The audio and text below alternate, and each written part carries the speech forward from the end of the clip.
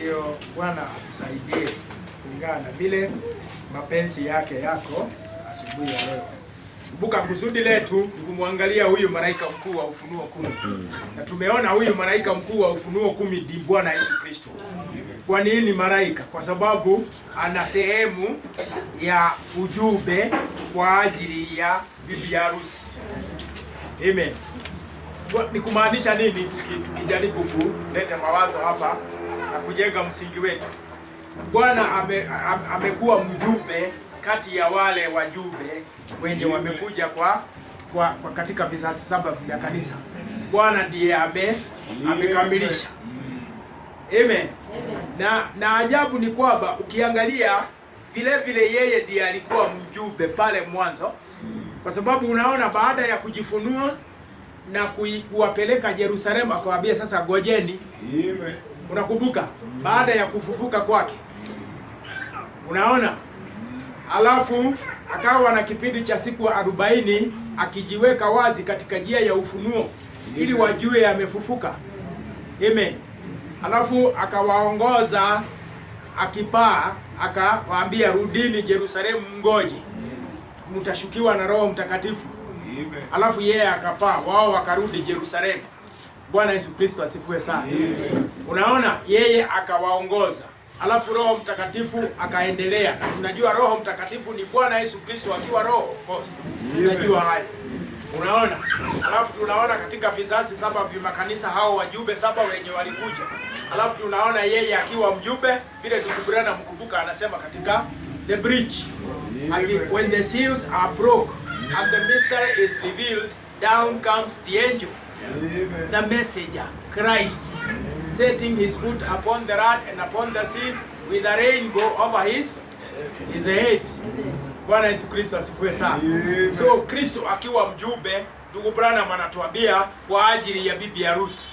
Kristo sasa hapa si mjumbe kwa ajili ya kanisa, ni kwa ajili ya bibi harusi.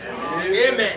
Yeye akiwa Joshua, kumbuka ndugu Branham tena akituambia hivyo, yeye akiwa Joshua ndiye anachukua uongozi kutoa sasa kanisa kutoka katika nyikani aingize bibi harusi katika ahadi yake ya muhuri wa 7. Kama vile Joshua alichukua kutoka kwa Musa, sasa naye Bwana Yesu Kristo akiwa mjumbe anachukua kutoka kwa nabii kwa ajili ya kupeleka kanisa katika ahadi ya unyakuzi. Amen. Anachukua ahadi ya bibi harusi katika ujumbe wa nabii, anaiweka wazi ili bibi harusi ajijue. Na ahadi yenye iko kwa bibi harusi katika ujumbe wa nabii ni Bwana Yesu Kristo akifunuliwa. So anajiweka wazi katika muhuri wa 7 ndio bibi harusi amjue. Na bibi harusi akimjua, naye anamjulisha yeye ni nani ama ni nini, alafu anatayarisha imani kwa ajili ya unyakuzi. Amen. So yeye akiwa huyu malaika mkuu ni mjumbe, na tumekuwa tukimwangalia over time, kwa sababu Ufunuo 10 na muhuri wa 7 tuliona ni kitu kimoja. Ufunuo 10 na muhuri wa 7 tuliona ni kitu kimoja. Alafu kumbuka sisi ndio tunarejeshwa katika imani ya baba zetu. So sisi kama wao tutakuwa kile walikuwa. Alafu kumbuka ndugu Branham katika nyakati 7 za makanisa anasema nini? Ati mjumbe wa 7 akija atafanya mambo 2. Kwanza atageuza mioyo ya wana iwaelekee mababa zao. Alafu atafunua siri ya gurumo 7 ambaye ni ufunuo wenye umeshikiliwa katika hiyo mihuri 7. Anasema it will be this divinely revealed mystery truths that literally turn the hearts of the children to the fathers.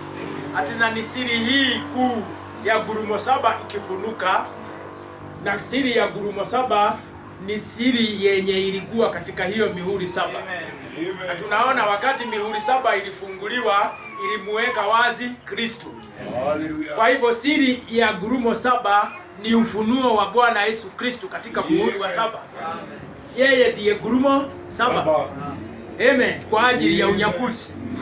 Anasema ni hiyo siri, ni ufunuo wa hiyo siri utarejesha imani ya watoto hasa kwa mababa. Amen.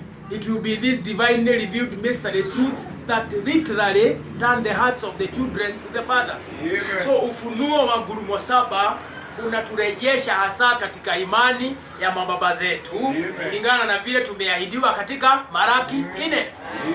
Literally hasa katika imani ya mababa zetu. Amen. So tutaweza sema nini? Tutaweza sema hiyo ndio blueprint ametupatia kujua yale ambayo yamefichwa katika ngurumo 7 inaturejesha katika imani ya mababa zetu. So in other words ni kusema nini? Tutaweza angalia mababa zetu kwa sababu tunarejeshwa katika hiyo imani, tujue yale ambayo yako chini ya ngurumo 7, kwa sababu ufunuo wa ngurumo 7 unaturejesha hasa katika imani ya mababa zetu. So ametupa hiyo blueprint. Blueprint ni kusema kwa wale wajenzi, ni kusema mchoro kile kinakuongoza katika ile unafanya. Yaani ukichukua hiyo plan, utaweza utaweza ona hiyo nyumba vile itakaa. Unaona? Hasa wale ambao ni wachoraji wa manyumba, ukichukuaga plan, alafu anachora hiyo nyumba. Sasa unaiona unasema, "Oh, itakuwa hivi." Imechorwa sasa. Sometimes ukizunguka kwa mijengo utaona wamechora hiyo building. Unaona? Yule mchoraji architect anachora hiyo kulingana na plan. Anaona hii nyumba itakuwa ya ghorofa ngapi, itakuwa na kulingana na plan. Unaona? Sasa naye plan yenye tutaweza angalia ndio tujue ni nini Bwana anafanya chini ya muhuri wa 7, ngurumo 7 ni kuangalia mababa zetu, imani yao. Kwa sababu yeye amesema it will be this divinely revealed mystery truths that literally turn the hearts of the children to the fathers. Ni hii siri ya ngurumo 7 ikifunuliwa hasa inarejesha imani ya watoto sisi kwa mababa mitume. Amen. Alafu unaona katika huu ujumbe wa kimo cha mtu mkamilifu, yeye anasema ati mababa zetu walikuwa na hizo sifa 7. They had those virtues. Walikuwa nazo hizo sifa 7. Unaona? So si kitu kigeni, tunarejeshwa katika kilele cha imani yenye walikuwa naye, kwa sababu hiyo ndio blueprint. Imefichwa. Lakini tutaweza angalia imani ya mababa zetu, vile Bwana alijifunua kwao, vile baada ya ufunuo aliwaongoza Yerusalemu, vile Roho Mtakatifu alishuka. Tujue sasa ni nini hasa tutaweza pata katika ufunuo wa ngurumo 7. Amen. Bwana Yesu Kristo asifiwe sana. Tumekuwa tukimwangalia huyu malaika mkuu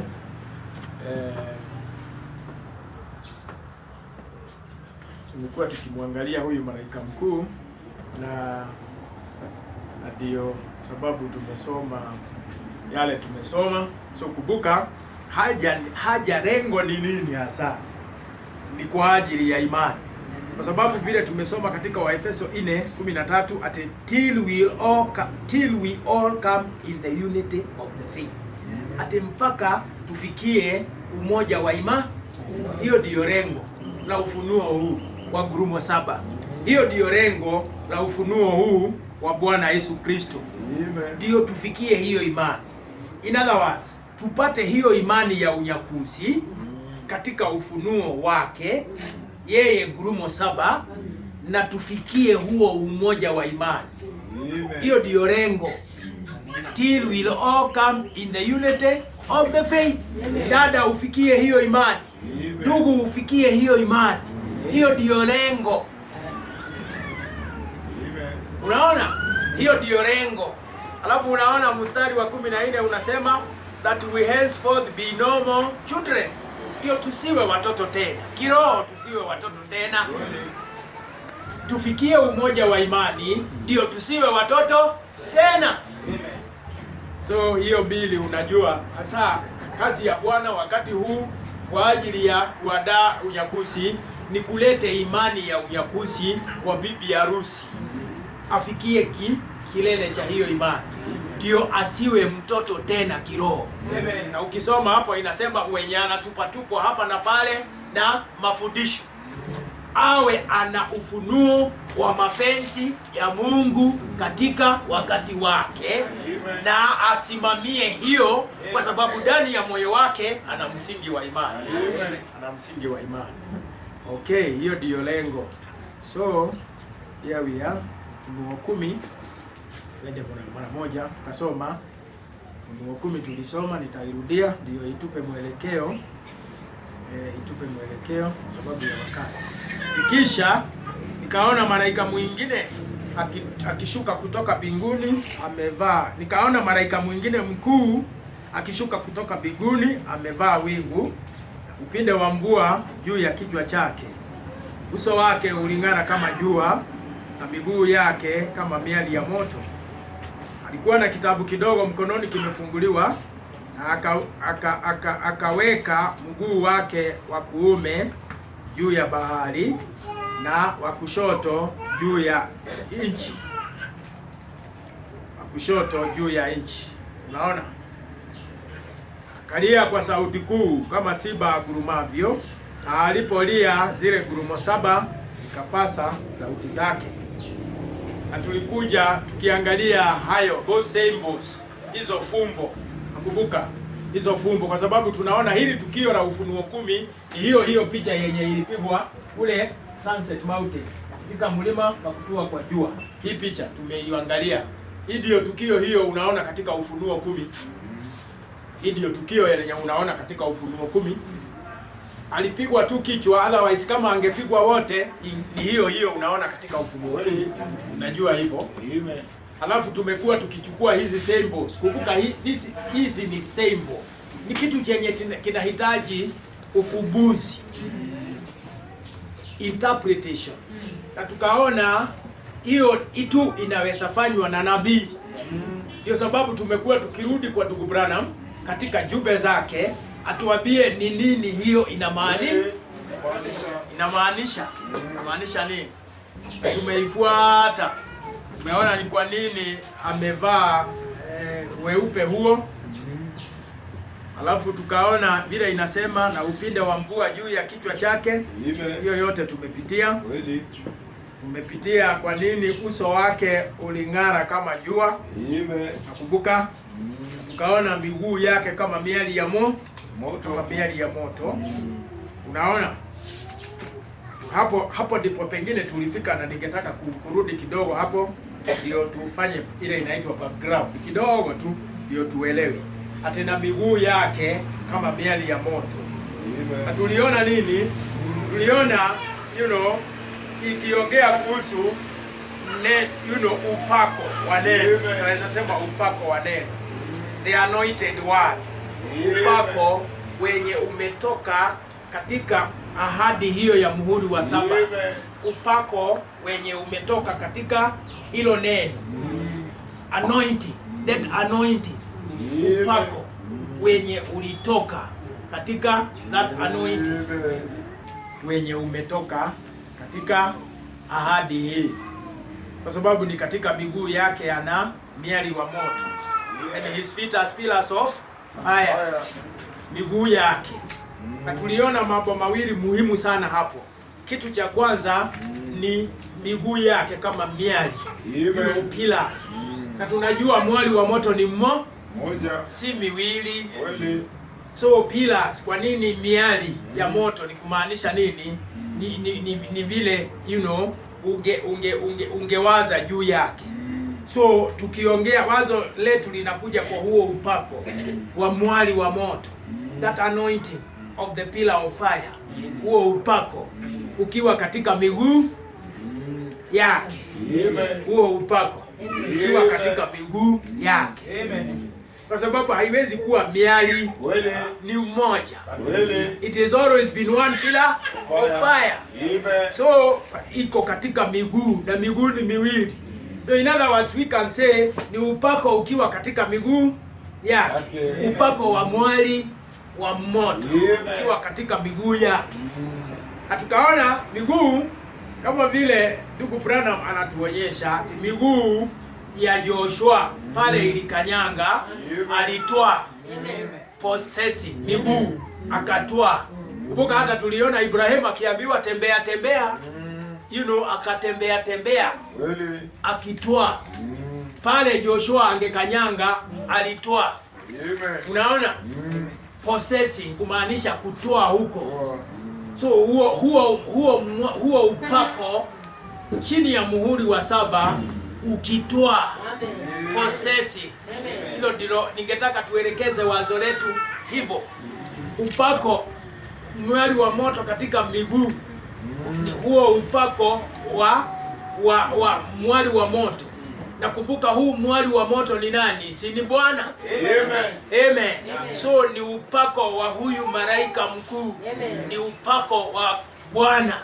Ni upako wa gurumo, yeye gurumo 7 ukipossess, ukitoa uko katika miguu, ukitoa. Tunaelewa? Ukitoa tutaona baadaye kwa sababu inaendelea. So fikiria upako huo ukitoa. Bwana akiwa na kusudi la kutoa, atwae. Unaona? Atwae huko kutoa. So possessing. Tuliona so hayo mambo mawili ni upako katika miguu yake. Maanisha upako ukitoa kwa sababu miguu inatoa. Haya, na ningekusomea brother Branham akisema hivyo. Ukaona Musa aliwatoa Egypt akawaingiza katika safari yao nyikani. Alafu Joshua ndiye aliwachukua kutoka nyikani akawaingiza katika Kanaani yao. Amen. Alafu tukaona hivyo ndivyo imefanyika wakati wetu, kwa sababu ndugu Branham nabii wa Bwana alitoa kanisa kutoka kwa udhehebu. Nikaingia katika safari ya kiroho nyikani, tutaweza sema nyikani kiroho. Tukatoka udhehebu tukashika safari ya kiroho kwa ndugu Branham katika huduma yake. Alafu tunaona tulitoka kwa udhehebu kwa haja gani? Tulitoka kwa udhehebu tukiwa na ahadi ya unyakuzi. Hiyo ahadi ya unyakuzi. Haja ya kutoka kwa madhehebu ilikuwa nini? Ndio tuwe tayari kwa ajili ya unyakuzi. Ndio tuwe tayari kwa ajili ya kumpokea Bwana. Otherwise hakukuwa na haja nyingine ya kutoka kwa madhehebu kama hatungeenda katika unyakuzi. Unaona hiyo safari ya kututoa katika udhehebu ndio tushike safari kwa ajili ya unyakuzi. Alafu tukaona huyu malaika mkuu sasa Joshua wetu, malaika mkuu wa muhuri wa 7, yeye gurumo 7 ndiye sasa anatuchukua kutoka pale nabii alituacha akiwa Musa. Kumbuka brother Branham akiwa na roho wa Musa, na yeye ndiye alitutoa katika Misri ya udhehebu. Alikuwa na hizo ishara mbili, kama vile Musa alipewa ishara mbili, ndugu Branham akapewa ishara mbili. Amen. Unaona, angesalimia mtu na mkono anajua ugonjwa wake, baadaye akajua siri ya mioyo. Hizo ishara mbili na mwali wa moto ulikuwa juu ya kichwa chake, kama vile ilikuwa na Musa, hivyo ndivyo ilikuwa na yeye. Unaelewa? Usilale, nitegee masikio. Okay. Unaona sasa huyu malaika mkuu amechukulia pale ndugu Branham aliwacha. Ndugu Branham alitutoa Misri na udhehebu katika ujumbe wake. Alafu hapo katika ujumbe wa ndugu Branham, kwa sababu ndiye mjumbe wa 7 akiwa agemaliza siri ya Mungu, hapo katika ujumbe wake kuna ahadi ya bibi harusi kwa ajili ya kuandaliwa kwa ajili ya unyakuzi. Hiyo ahadi ya unyakuzi haiko nje, iko ndani ya ujumbe wa nabii. So huyu malaika mkuu anachukua hiyo ahadi, alafu anamuingiza bibi harusi katika ahadi yake ya unyakuzi. Na nikakupa mfano, nafikiria ni kama vile nani? Ni kama vile malaika Gabriel wakati alishuka akaja kwa Mary alichukua ahadi ya Isaia. Isaia alikuwa ametabiri bikira angeshika mimba na angezaa mtoto.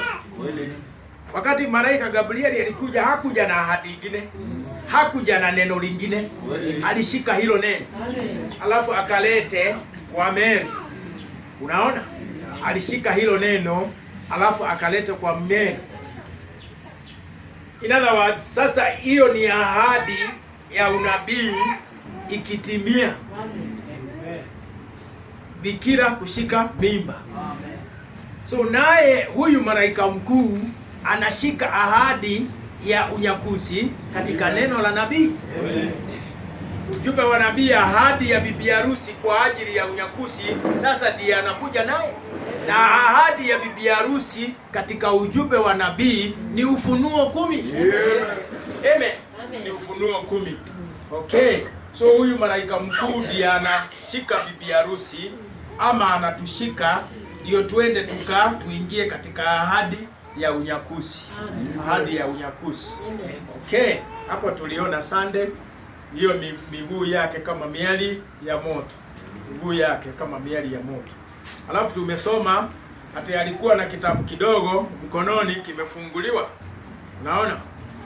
He had, mstari wa pili, he had in his heart a little book open. He had in his heart a little book open. Sasa tuone hiyo kwa neema ya Mungu. Alikuwa na kitabu kidogo mkononi kimefanya nini? Kimefunguliwa. A little book open. Unaona? Na tutasoma Brother Branham akisema hiki kitabu ni title deed ya ukombozi, urithi wetu.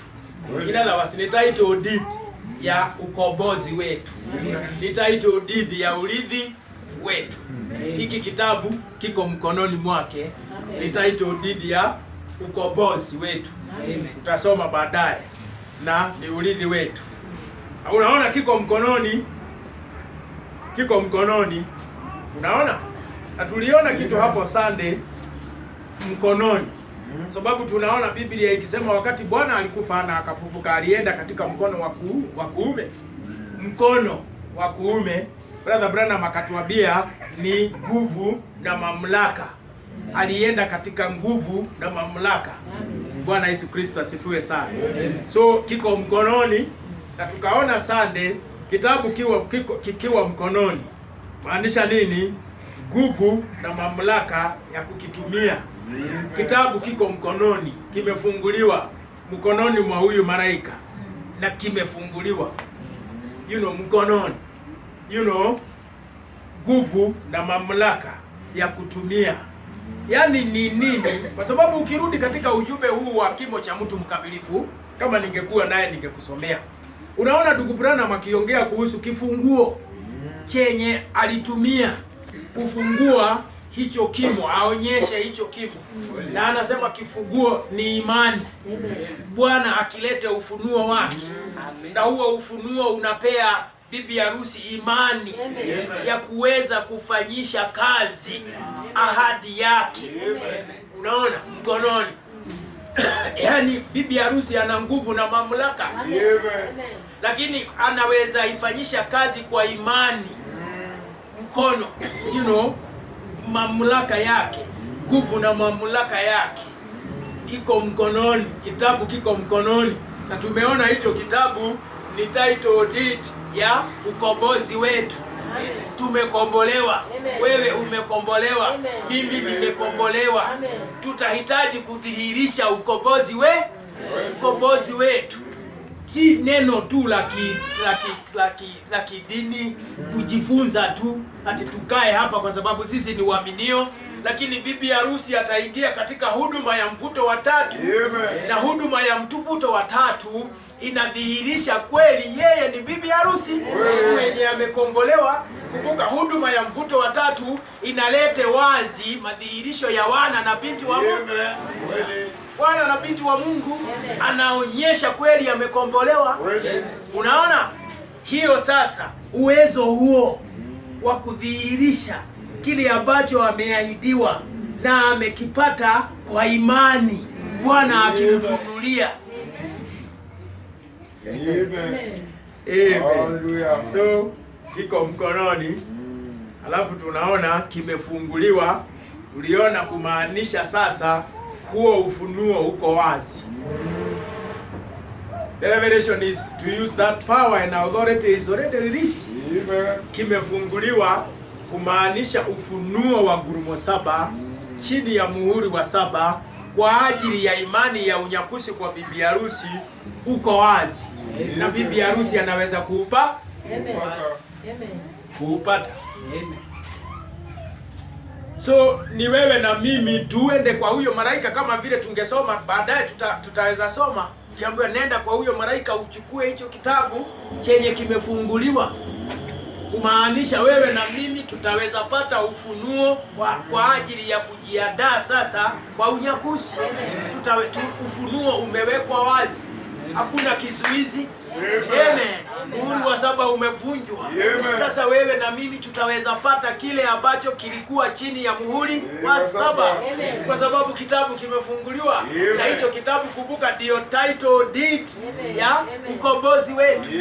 Wewe upate kukombolewa, mimi nipate kukombolewa, wewe upate kuandaliwa kiroho kwa ajili ya wakati huu bibi harusi.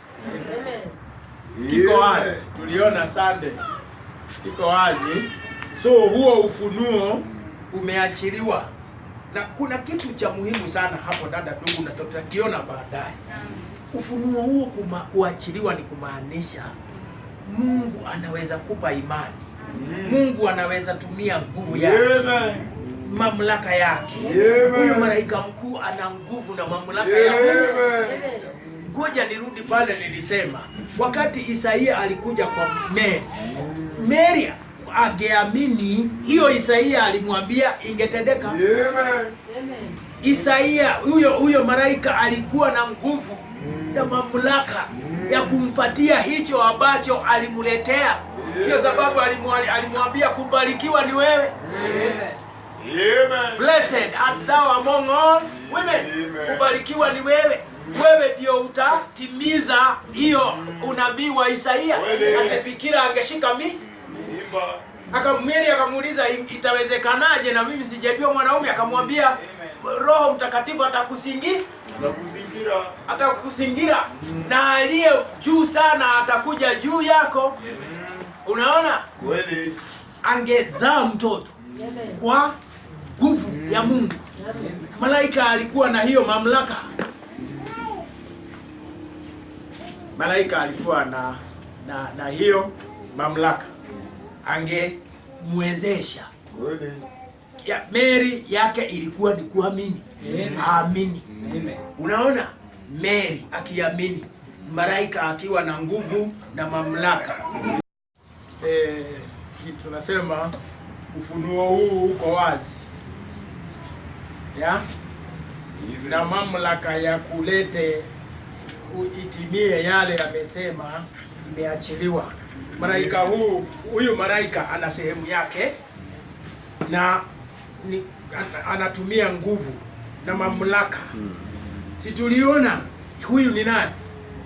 Tukaona ukuu wake, that authority, supreme authority. Tukaona ndiye Alpha na ndiye Omega, ndiye jaji wa mbingu na nchi, ndiye ako na kifunguo cha kuzimu na mauti. Huyu so ana uwezo kupitia kwa damu yake kutoa uhusiano halisi. That authority, that power. Unaona, huyo malaika Gabriel alikuwa na mamlaka, alikuwa na nguvu ya kulete hilo neno la Isaia litimie. Amen. Unaona? Na huyu mwenye ameshuka ana nguvu na mamlaka ya kulete hiyo imani na katika sura yake ikamilike. Amen. Unaona? So tuliona hiyo katika kitabu, katika mkono, na vile imefunguliwa. Tumeona ni nini mkono, hiyo nguvu na mamlaka ya kukifanyisha kazi, alafu kimefunguliwa, maanisha huo ufunuo kwa kutumia hiyo nguvu na mamlaka tayari umeachiliwa. Amen. Unaona, katika mkono, nirudie, nguvu na mamlaka ya kufanyisha hilo neno kazi. Alafu kimefunguliwa hicho kitabu, kumaanisha ufunuo wa kutumia hiyo nguvu na mamlaka tayari umeachiliwa. Ndio sababu unaona katika kitabu cha Ufunuo inasema bibi yake amejitayarisha. Harusi ya mwanakondoo imewadia na bibi yake amejitayarisha. Si Bwana amemtayarisha, yeye amejitayarisha. Amejitayarisha. Ati amevikwa, amepewa kuvikwa nguo ya harusi safi na nyeupe. Asema na huo weupe ni matendo ya haki ya watakatifu. So ni wewe na mimi tukichukua kwa ufunuo hiyo nguvu na mamlaka yenye imetoka chini ya muhuri wa 7, tulete imani ya unyakuzi, tulete ukristiano katika maisha yetu. Tuliona ndugu Branham akisema katika huu ujumbe wa God's power to transform. Tukaona akisema nini? Ati panda hiyo mbegu katika moyo wako kama ungetaka kuwa mkristiano halisi. Panda hiyo mbegu katika moyo wako. So ni wewe na mimi tukiwa na ufunuo tuchukue hili neno, hiyo nguvu na mamlaka yenye imetoka chini ya muhuri wa 7, tuifanyishe kazi. Na italete sura ya Bwana, italete bibi harusi. Amen. Unaona? Ati alikuwa na kitabu kidogo mkononi mwake kimefunguliwa. Tumeona hicho kitabu ni nini? Ni title deed. Ni title ya ukombozi wetu. Hicho kitabu, hiyo title, kumbuka, ndio urithi. Ndio urithi wetu. Hiyo title ndio urithi wetu. Unaona? Hicho kitabu ni title deed ya urithi wetu. So tuangalie hii kidogo, hiyo title deed. Tuiangalie kidogo kwa neema ya Mungu. Hii title deed hasa ni nini? Kwa sababu tunaona the title deed of redemption. Title deed ndio hiki kitabu. Unaona? Kumbuka hiyo title deed ni nini hasa? Tuangalie. Kumbuka hicho kitabu tunaona kilifungwa katika Ufunuo. Kilifungwa na hiyo mihuri 7. By the way, wakati tunaongea kuhusu kitabu, ni kitabu gani? Ni hii Biblia. Tunaongea kuhusu hii Biblia. Bwana Yesu Kristo asifiwe sana. Okay, ni hii Biblia. Alafu hii Biblia inakuwa title deed ya urithi wetu aje. Ona, wewe una sehemu yako hapa kama mwana wa Mungu. Mimi nina sehemu yangu hapa katika neno kama mwana wa Mungu. Kupitia kwa ahadi ambayo ni ya wakati wangu. Nina sehemu yangu kama bibi harusi. Nina sehemu yako kama bibi harusi. Sasa wakati hiyo mihuri ilivunjwa, ufunuo wa sehemu yako, ufunuo wa jina lako ukawekwa wazi. So kile umelini kutoka kwa Mungu katika neno lake kama mwana wa Mungu, sasa hiyo ndio title deed yako. Yaani ni wewe ukipata sehemu yako, ni mimi nikipata sehemu yangu katika neno la Mungu. Wewe ni nani? Mimi ni nani katika neno la Mungu? Nipate sehemu yangu, upate sehemu yako. Sasa wewe, hiyo ni title deed yako, kwa sababu huo ndio urithi wako. Sikia, urithi wako katika neno la Mungu. Ile Mungu alikujua kabla ya misingi ya ulimwengu kama mwana wa Mungu, kama bibi harusi. Huo ni urithi wako, uko katika neno la Mungu. Sasa wakati lilitiwa mihuri 7, huo ufunuo haungeupata, kwa sababu ulikuwa umefungiwa katika neno lake na hiyo mihuri 7 seals. Lakini wakati mihuri 7 ilivunjwa, huo sasa ufunuo ukawekwa wazi. Hata unaweza ufikia, ninaweza ufikia. Amen. Mimi nijijue, wewe ujijue, ndio upate imani yenye inakuandaa kwa ajili ya kuja kwa Bwana. Sasa si kanisa, si makundi ya watu. lakini wewe ukipata kujua wewe ni nani katika neno la Mungu, na hapo hakuna mchezo, kwa sababu utakaa kulingana na vile Mungu atakuongoza. Unaona, utakuja kujua kusudi na maana ya wewe kuamini ujumbe. Utakuja kujua kusudi na maana ya wewe kuja kanisani. Kwa sababu unasikia akisema pale pengine ati kanisa hata dakika 30 hata kabla hajafunguliwa muaminio wa kweli anakuwa hapo. Unaona sasa? So what I'm saying, turudi hapo ndio tuendelee. Hiyo title deed. Kumbuka kilifungwa na mihuri saba. In other words, nikirudia ndio tuendelee tukielewa, kwa sababu haya ni mambo ya kiridi. Title deed ya urithi wetu ni nini? Title deed. Unaona? Ni sehemu yako. Katika neno la Mungu. Vile Mungu alikujua kama Mkristiano kabla ya misingi ya ulimwengu. Hiyo ndio title deed. Yani wewe umemrithi Mungu Ukristiano. Ukristiano huu sikupewa. Unajua by the way Bwana hakutupea Ukristiano. Ametutengenezea njia ndio tulithi kile ambacho kabla ya misingi ya ulimwengu kilikuwa chetu. Wewe ulikuwa Mkristiano, mimi nilikuwa Mkristiano. So ndio sababu unaona ninaweza kuvua mambo ya mwili na tamaa zake. Kwa sababu hizo zilikuja baada ya dhambi kuingia. Lakini kabla ya dhambi Mungu alinijua kama mwana na binti wake. So nirudi katika hiyo umbo, nirudi katika hiyo sura. Nirudi katika hiyo sura. So hiyo title deed. Unaona? Ni sehemu yako katika neno la Mungu. Kumbuka, nitaweza isema tena hivi ndio tuelewe. Hii Biblia hii ni ufunuo wa Bwana Yesu Kristo. Kwa sababu tunaona katika Yohana 1 inasema in the beginning was the word and the word was with God and the word was God. Ati hapo mwanzo neno alikuweko na neno alikuwa na Mungu na neno alikuwa Mungu. Mstari wa 14 inasema, nafikiria hapo 14, and the word was made fresh and dwelt among us. Akafanyika mwili.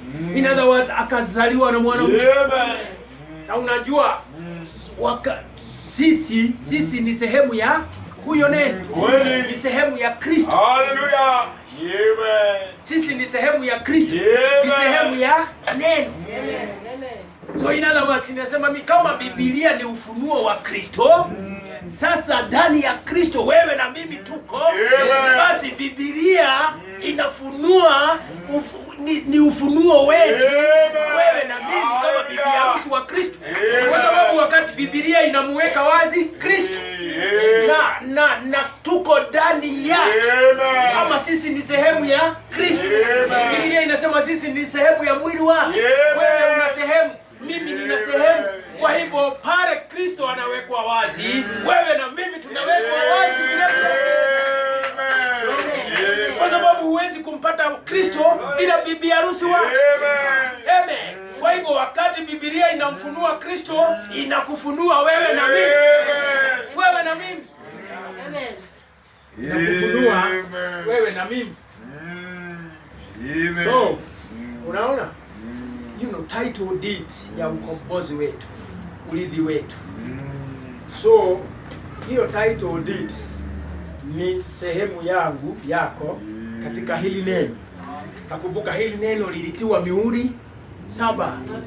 It was sealed with 7 seals. Ile mihuri 7 ndugu Branham aliwekewa wazi akafunguliwa. Na wakati hiyo mihuri wakati ilifunguliwa, unaona? Ilifunua ilileta ufunuo wa Mungu entirely. Ikalete Mungu, in other words, Mungu akafunuliwa. Ikaleta ufunuo wa Mungu. Wakati mihuri 7, si unakumbuka tukisoma hiyo? But what is the opening of the 7 seals? Revealing Christ. katika huu ujumbe wa it is the rising of the sun. That what was the opening of the seven seals revealing Christ. Unaona? Na Kristo ni nani? Ni Mungu katika mwili. Unaona? God in flesh. Yeye Emmanuel, kumaanisha Mungu pamoja nasi. So Kristo ni nani? Ni Mungu katika mwili. God in flesh. Na wakati mihuri 7 ilivunjwa, ilimfunua yeye. So wakati hii kitabu kinafunguliwa, kinaweka Mungu wazi, kinamfunua Mungu. Unaona? Kidogo nikusomee hiyo sehemu. Kuna sehemu ningetaka kusoma, brother Branham akisema, shika hiyo, ukiendelea kinamweka wazi katika hiki kitabu cha mihuri 7 seals page 76. 7 seals page 76. Unaona? Paragraph 116. 7 seals page 76, paragraph 116. Nasema nini? Nabii anasema, now oh my, ati ole wangu, now the forfeited title deed is now in the hearts of the original owner. Ati ile title deed yenye ilipotea wakati Adam aliingia katika dhambi, ikamrudia mwenyewe Mungu, Almighty God. Ati mwenyewe Mungu, Mwenyezi Mungu, hiyo title deed ikamrudia. The title deed to the earth, ati ni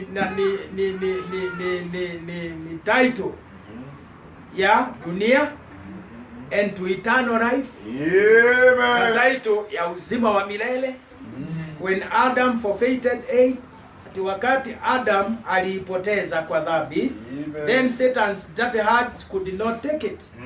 Mikono michafu ya shetani haingeichika. So it went back to its original owner, God himself. Ate ilimrudia mwenyewe Mungu. Ndiye unajua sisi ni wana na binti wa Mungu. So yeye ndiye alitupa huo urithi. Sisi tuliona akiingia katika agano na Abraham, wakati alimbadilisha jina akamuita Abraham. Na tuliona hiyo Ham ilitoka kwa Elohim. Ile alikuwa kabla ya misingi ya ulimwengu Elohim. Sasa alichukua hiyo him Elohim. Kumbuka alikuwaga Ela Elohim kabla ya misingi ya ulimwengu. Alafu sasa hiyo him akaichukua akaipea Abraham, ikawa Abraham. Sasa akarithi Mungu. Unaona? Na baada ya kumbadilisha jina akaingia katika agano na yeye ate uzao wake ungerithi. Ibrahim akarithi Canaan na akarithi kiroho Mungu, akamrithi Mungu. Sasa mbegu yake Isaka, hayo yote tuliona. Isaka na Kristo na wote ni mbegu za Ibrahim, kila mmoja akarithi. Unaona? Isaka akarithi Canaan ya kawaida, Kristo akarithi kiroho. Na huyo Kristo ni nani? Kumbuka tumesema Kristo ni nani? Ni Emmanuel. Na Emmanuel ni nani? Ni Mungu pamoja nasi. Ingawa Mungu mwenyewe akawa mwana wa Ibrahim. Si ndio? Amen. Kwa sababu Kristo alikuwa wa uzao wa nani? Wa Abraham. Na Kristo alikuwa nani? Mungu katika mwili. So Mungu mwenyewe sasa akawa mzao wa Ibrahim. Na sisi tulikuwa ndani yake, kwa sababu kabla ya misingi ya ulimwengu tulikuwa at the back side of his mind, katika mawazo yake, tukiwa attributes, tukiwa wana na binti ndani ya mawazo ya Mungu. So zote sasa tukawa wa uzao wa Ibrahim, kwa sababu tulikuwa ndani ya Kristo. Na sasa Kristo alikuwa wa uzao wa Ibrahim. Kwa sababu unaona miaka mingi baadaye angezaliwa na mwanamke. Amen. Kutimiza hicho chenye aliingia na Ibrahim. Sasa akawa uzao wa mwana wa Ibrahim. Amen. Si tulisoma na wewe hapa generations za Yesu. Kaona kuanzia Ibrahim imeletwa mpaka kwa Mary na Yusuf. So Ibrahim akamrithi Mungu. Akawa sasa ndiye Mungu, akawa angekuwa wa uzao wa Ibrahim. Na sisi tulikuwa ndani yake. Amen. Sasa sisi ndio uzao wa mwisho tuliona, kwa sababu sisi ndio tutakamilisha Ukristiani. Muhuri wa 7 umeweka wazi bibi harusi katika wakati huu wa mwisho. Uzao wa Ibrahimu. Na sasa sisi tumerithi nani? Tumerithi Ibrahimu kulingana na vile Mungu alimuonyesha. Okay. So, ona kile ambacho Ibrahimu alirithi kutoka kwa Mungu ilikuwa ni eternal life na dunia, kwa sababu alikuwa ameipea Adamu uzima wa milele, na Adam akapoteza hiyo, ikarudi haingeanguka mikononi mwa muovu, kwa sababu muovu hakuwa mwenyewe. Kweli. Nafikiria hapo Mungu atusaidie kwa neema yake, kwa sababu ni jambo la ajabu sana. Ati dhambi haigetupokonya kilicho chetu. Kweli. Kwa sababu kama dhambi ingetupokonya, hiyo urithi wetu ungeanguka mikononi mwa muovu. Ungeanguka mikononi mwa muovu. So muovu ni nini alipata? Ni uwezo wa kutumia. Akapata uwezo wa kutumia. Lakini yeye ni squatter. Glory to God. Hana haki ya urithi. Hana haki ya urithi. Kweli. Yeye ni squatter. Na haijalishi ni biashara gani anafanya na mioyo yetu na ametuteka mateka. Sisi kabisa tunamtumikia. Itabidi atufungulie. Itabidi atuachilie. Amen. Kwa sababu sisi tuna mwenyewe. Na ukirudi katika Agano la Kale, mtumwa angetumika miaka ngapi? Miaka 49. 7 mara 7. Mwaka wa 50 ni Jubilee. Wanaachiliwa, kila mtu arudi kwake. Kama ni mali yake inamrudia. Amen. By the way, enda soma, nafikiria ni katika kitabu cha Leviticus. Angeuzwa katika utumwa kwa sababu ya umaskini. Angetumikia yule mkubwa yake kwa miaka ngapi? 49. Akimtumikia katika huo utumwa. Ikifika mwaka wa 50, tarumbeta ya Jubilee inafanya nini? Inapigwa. Wote wanaenda huru.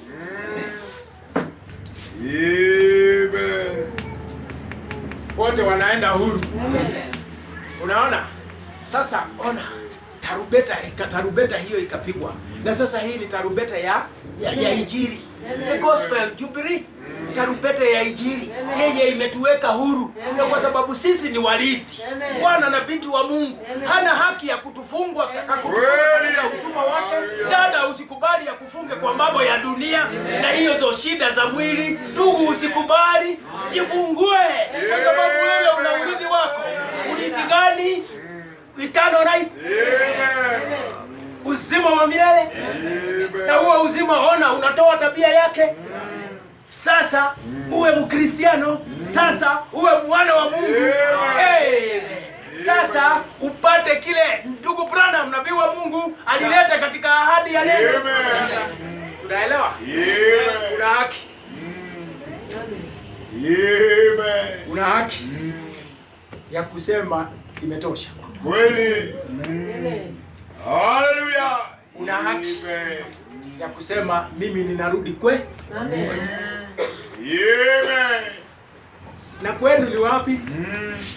Kwenu ni utafuata njia ya neno. Kwa sababu huko kwenu ulikuwa mwana wa Mungu. Sasa lazima uokoke. Lazima uzaliwe mara ya pili. Kwa sababu ulizaliwa na baba na mama wakakuleta katika makosa ya dhambi. Sasa uzaliwe mara ya pili ndio urudi katika njia ya kweli ya Mungu. Na kuzaliwa mara ya pili ni kupata uhai wa ahadi hii ya neno ndani ya moyo wako wakati huu. Amen. Uzaliwe mara ya pili Kama ulikuwa Mkisii uwe Mkristiano. Kama ulikuwa Mjaruo uwe Mkristiano. Kama ulikuwa Mkikuyu uwe Mkristiano. Kama ulikuwa Mruhya uwe Mkristiano. Kama ulikuwa Mudorobo uwe Mkristiano. Kwa sababu Mjaruo, Mruhya, Mudorobo, Mkisii, Mkikuyu ndiye ako na hizo matabia zenye haziendi kulingana na neno. Si Mkristiano wanakuwa na hizo matabia. Ni huyo mwenye alizaliwa na baba na mama. Kabisa. Mimi ninakwambia wazi, huyu na wewe kumbuka, ukiwa unawaza kuhusu huyo, wewe ni mtumwa. Na huko si kwenu. Huko si kwenu. Kwenu ni kwa Mungu. Bwana na binti wa Mungu. Wa Mungu. So uamue urudi kwenu. Kweli. Haleluya. Unasema kwa Kikuyu, ukikaa hapo katika hiyo mashegera, mtu mwenye amefungwa na mashegera ni manyororo makubwa, anakaaga katika mwili tu, anatumikia mwili tu, anakwasika, anakasirika, anapenda dunia na mambo yake. Kaa hapo kama Samson mwenye alifungwa katika hiyo jela ya Wafilisti. Mwili dada unakutawala kama Mfilisti. Ukijaribu kutoka unapigwa teke, unarudishwa kule. Hiyo tamaa ikae ndani ya moyo. Hiyo hasira, hiyo shida zikae. Ukijaribu kusema na mimi ninaona neno, apigwa teke. Kwa sababu huyo ni Mfilisti mkubwa mwenye anakutawala. Wewe unakaa hapa. Lakini ifike wakati useme mimi ninakuwa kweli. Hata Samson ilifika huo wakati. Akasema Mungu nihurumie. Akashika kichwa chake, akasikia nywele zake. Na unajua hizo nywele zilisimamia agano. Wenye waliingia na Mungu. Wewe na mimi tufika wakati tukumbuke hili agano. Ibrahimu kwa ajili ya wana na binti wa Mungu. Useme mimi ninaenda kwetu. Bwana nihurumie. Bwana nisaidie. Bwana nifungue. Katika hizi tamaa za mwili, mambo ya mwili nivue. Haleluya. Utashangaa vile ataleta mabadiliko, kwa sababu kuna nguvu na mamlaka yenye huyu malaika mkuu hapo naye. Kuna nguvu na mamlaka, hata utavua mwili na kupenda kwake utavua. Utakuwa Mkristiano mwenye amesimama. Acha nikwambie, afadhali ing'olewe kutoka ndani kuliko kujifa. Ing'olewe, hauna haja. Hiyo mambo huna haja. Kwa sababu iling'olewa. Afadhali hiyo kuliko chochote kingine. Amen. Unaona? Sasa urithi wetu haungeingia mikononi mwa shetani. Kwa sababu hatukumurithi Mungu kwa wema wetu. Yes my Lord. Hatuna haki hapo. Haki yetu ni kwa sababu alitupea. Na ndio ufunuo huu unakuja kwa yeyote mwenye anataka. Amen. Hata unafunuliwa wewe ni mwana wa Mungu. Na una haki. Una urithi. Na urithi wako ni wako. Amen. Urithi wako ni wako. Okay. Unaona nabii anasema Adam forfeited it. Adam akaipoteza. Then Satan's that heart could not take it. Ati mikono michafu ya shetani haingeichukua. So it went back to its original owner. Ati basi ikamrudia mwenyewe. God himself, Mungu mwenyewe ikamrudia kwa sababu yeye ndiye aliipeana. Amen. Bwana Yesu Kristo asifiwe sana. Amen. Amen. Na wakati Mungu aliipea Adamu, hangeweza tena kuida. Amen. Kweli kabisa. Ushawahi hata kawaida. Si unaona mzee akikata shamba lake, akatie vijana. Kama ataendelea kulima, si anajipakishia kaki. Kweli. Unaona akiingia tena kwa hizo mashamba. Hawezi, kwa sababu alipea. na surveyor akija anaweka beacon, alafu sheria inatoa titles. Sasa hiyo title mzee hawezi kuitumia by the way kukopa pesa ama kufanya chochote, kwa sababu shamba hiyo ina jina la mtu mwingine. Sasa watamwambia na huyu ni nani? Lete kitambulisho chake kinasoma tofauti na title. So hii baba yetu aliye mbinguni hangeweza kulipossess. Hiyo title alishikilia tu. Wakati wetu ufike tujitambue sisi ndio wenyewe, mali yetu iturudie. Mimi nina haki ya kuwa mwana wa Mungu. Mimi nina haki ya uzima wa milele. Leo nina haki kwa sababu nilirithi.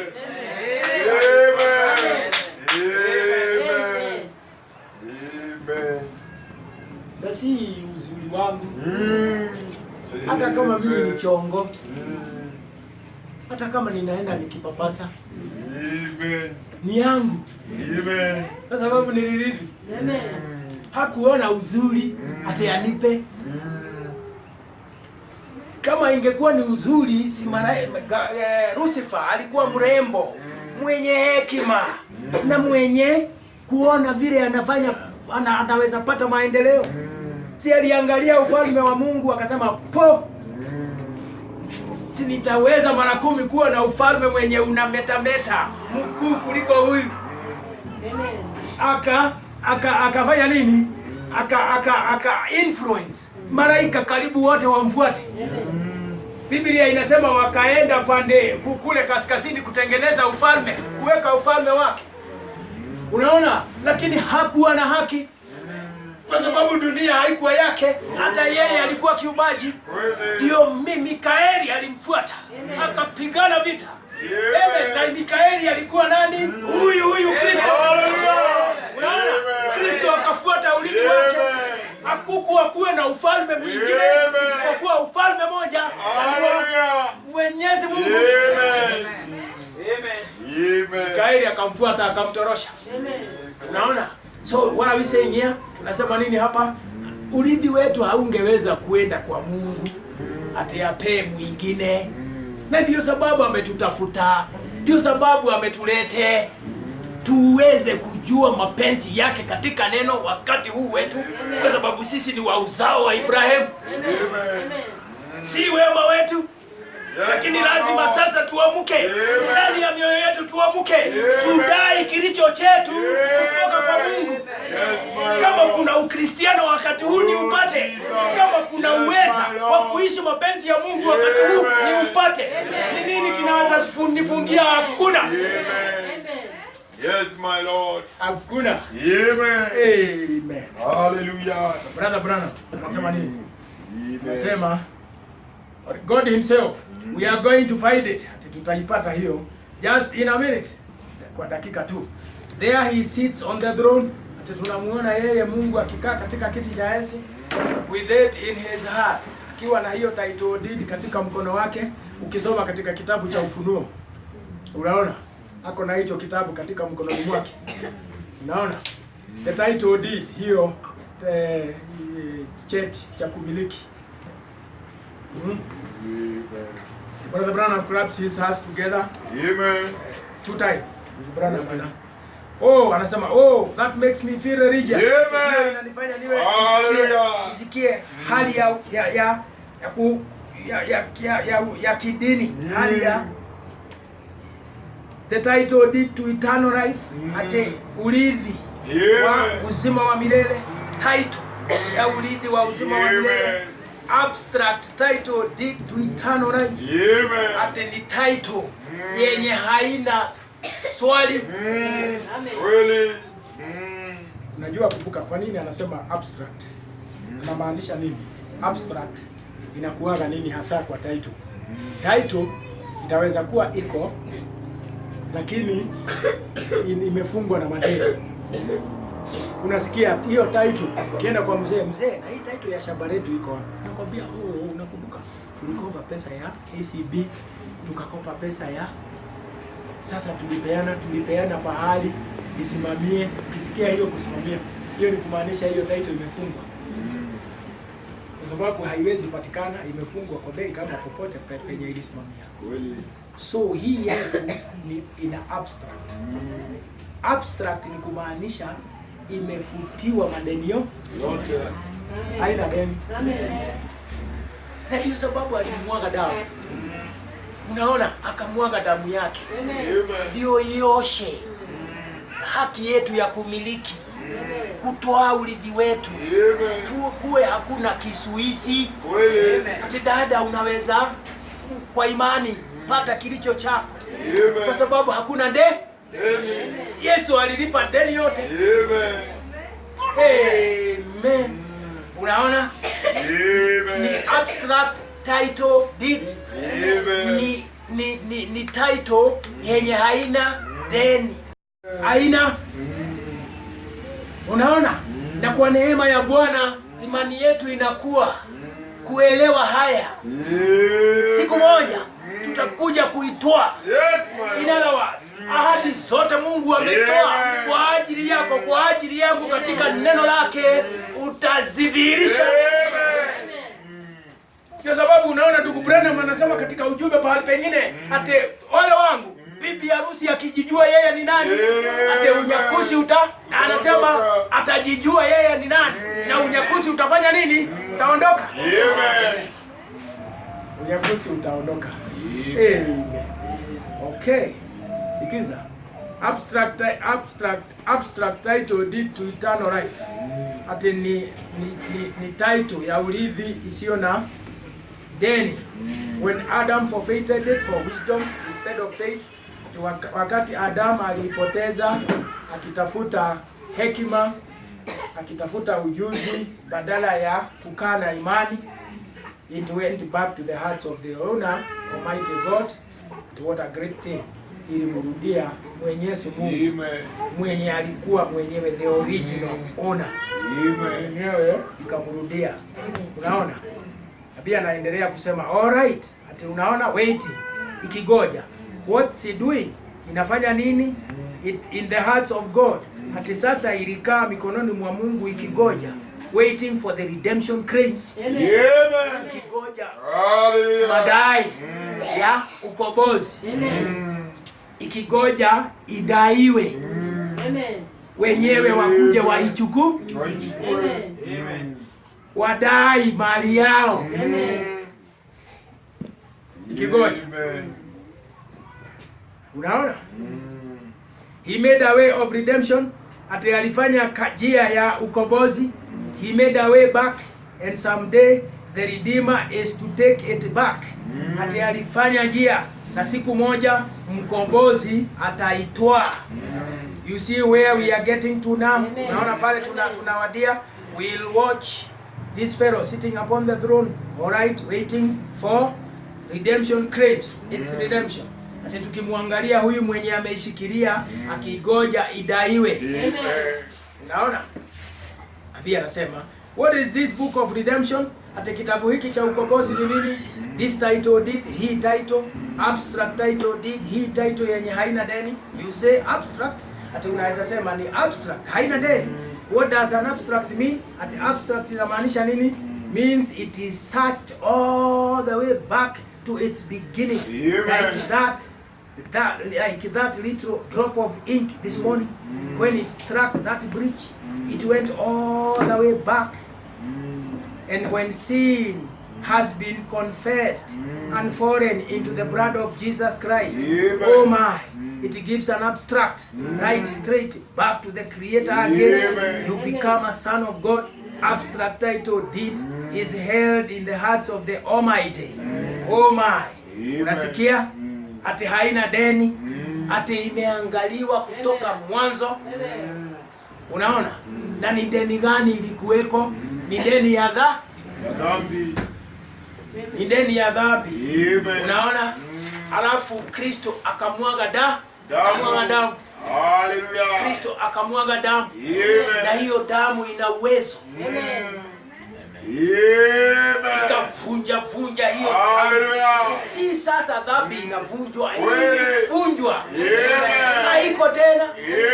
Ni wewe na mimi kwa sababu hatuwezi amini. Hakuna kitu unadaiwa upande wa shetani, hakuna kitu ninadaiwa. Amen.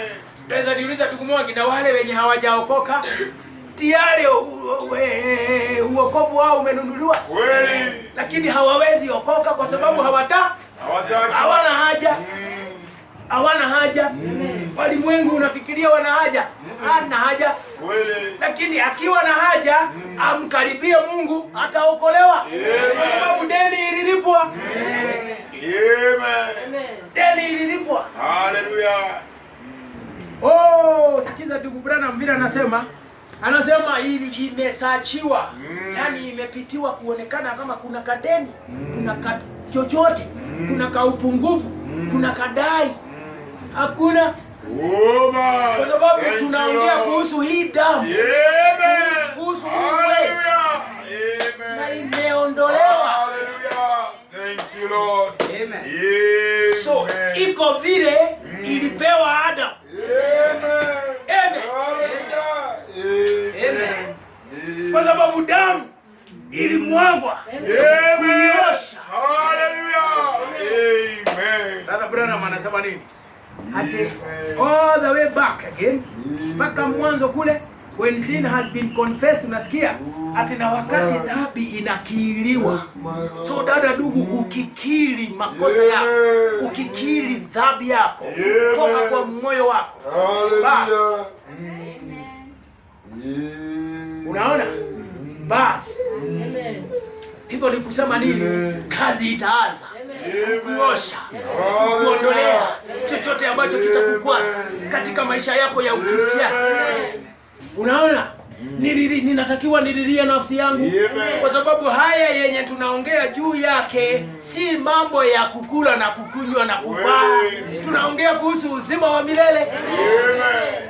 Amen. Tunaongea kuhusu uzima wa milele. So unaona?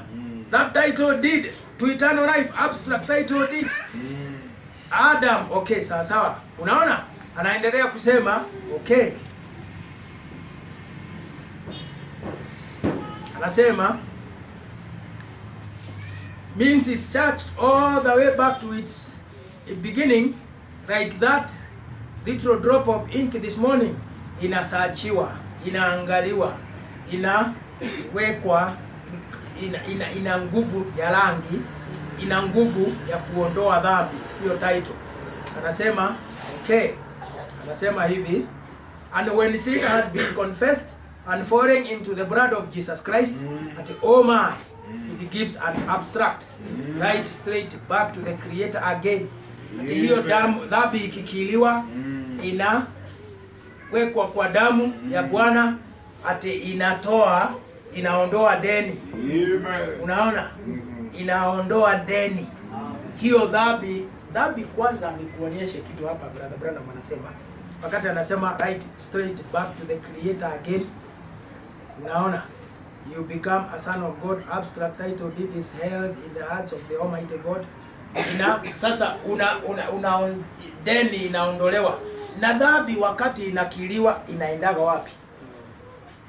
Unaona, hiyo dhambi, deni ya dhambi yenye ulikuwa naye, yenye nilikuwa naye, nilikuwa mlimwengu na mambo ya ulimwengu ya dhambi, nikakiri, nikampokea Bwana Yesu Kristo akaniokoa radha. Hiyo deni, hiyo dhambi ilienda wapi? Unajua kile kinafanyika kulingana na nabii. Hiyo dhambi hiyo inaanza kuvunjwa, inavunjwa, kwa sababu nguvu ya damu ni kama hiyo rangi yanaongea juu yake. Ina uwezo wa kuvunja hizo chembe, na dhambi na tamaa zake inavunjwa. Unaona, mpaka inarudi kwa muovu ikiwa wazo lenye alikuwa naye inamrudia. Amen. So wale wote wenye wamekiri dhambi zao zilimrudia muovu. Amen. Na hata hukumiwa kwa sababu ya hizo dhambi. Kwa sababu yeye ndiye alidanganya Adam, akamwambia maneno ya mdomo yenye ilimkosesha. Dhambi ikaingia Sasa dhambi inatoa tamaa, dhambi inaleta ugonjwa, dhambi inafunga mtu katika mwili. Sasa wewe ukikiri dhambi zako, Bwana Yesu Kristo akuokoe. Sasa niuliza kuamini ujumbe. Ngoja nikwambie, hili michezo inakuaga hapa. Ati kuwasema tu umemwamini nabii, umeingia kwa maji, umebatizwa kimwili tu, akili tu, haiwezi leta Mkristo. Pasipokuwa na uhai wa Mungu uje katika moyo, pasipokuwa na kuokoka. Utaweza niuliza, kwani ndugu Mwangi, kuna tofauti ya kuamini ujumbe na kuokoka? Iko. Utaweza niambia ni gani ndugu Mwangi? Kwa sababu kuamini kiakili lazima Mungu alete uokovu ndani ya moyo, kuonyesha ati nimeamini. Wengi wanasema wameamini, wameingia kwa maji, wamebatizwa, lakini ni wale wale tu. Biblia inasema nini katika kitabu cha Marko? Atakayeamini na abatizwe ataokoka. Tunaonaga hivi. So huo uokovu, hiyo hatua ya kuokoka lazima tuifikie. Na kuokoka ni muhai ukija katika moyo wenye unaleta mabadiliko katika maisha ya mwanadamu. Hiyo ndio kuokoka. Hiyo ndio kuokoka. Unaona sasa, inavunjwa, inamrudia mwenye ilitoka kwake. Ati nasi sasa tunakuwa wana na binti wa Mungu. You become a son of God. Abstract titled, deed is held in the hearts of the Almighty. Unakuwa mwana wa Mungu. Nakumbuka yeye ndiye ameshikilia hiyo title deed ya uokovu. Ndiye ameishikilia. Sikiza. Abia anasema, akiendelea hapo tu katika hiyo paragraph, anasema its redemption means all legal possession to all that was lost by Adam and Eve. Anasema, oh my. Sikiza. What ought that to do to a born again Christian?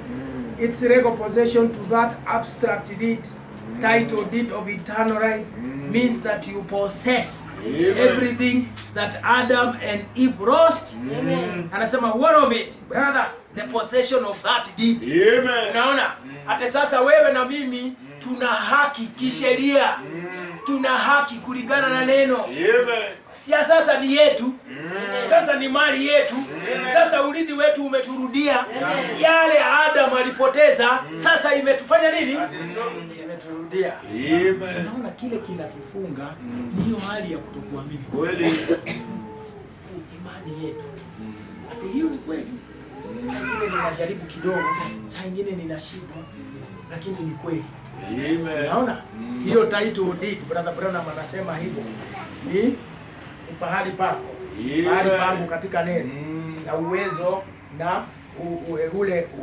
na uwezo wa neno kukuletea ahadi zenye neno limetoa. Unaona? Okay. Sasa hii title vile tumeieleza, unaona?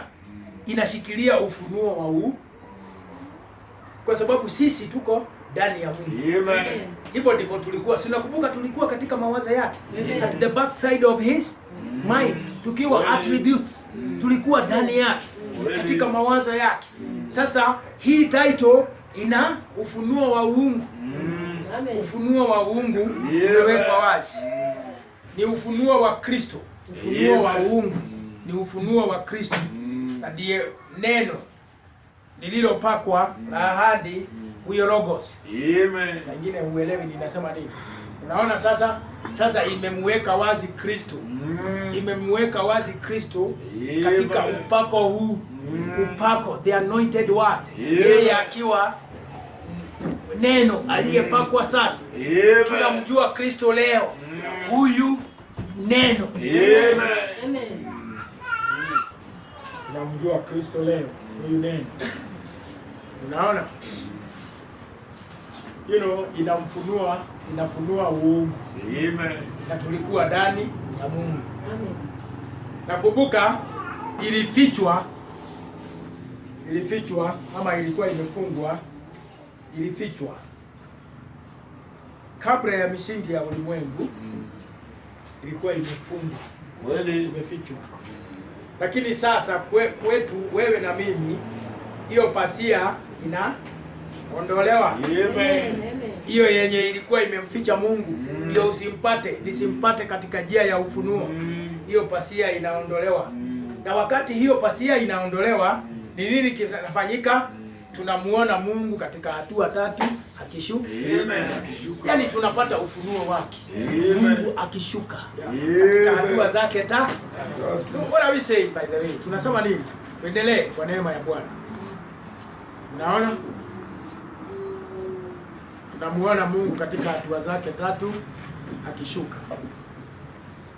Kitu cha kwanza tunamuona akiwa mwali wa moto, vile alipigwa juu ya kichwa cha ndugu Branham.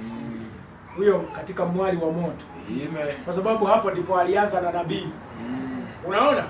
Tutaweza angalia hivi kidogo nieleze. Unaona? Alianza akiwa mwali wa moto. Tunajua hivyo. Kweli. Alafu akazaliwa na mwanamke. Kweli. Akavaa mwili. Huyo Mungu. Alafu akavua huyo mwili akaupeleka mbinguni.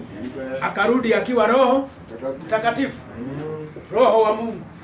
So ni huyo Mungu katika akishuka, akijiweka wazi. Sasa wewe na mimi tupate ufunuo wake. Kwa sababu tunamfuata. Pasia yenye ilimfunika ilikuwa iliwekwa wazi. Wakati hiyo mihuri 7 ilivunjwa, pasia ikawekwa wazi. Na kwa sababu tulikuwa ndani yake, pale anafunuliwa. Hata sisi tunafanya nini? Tunafunuliwa.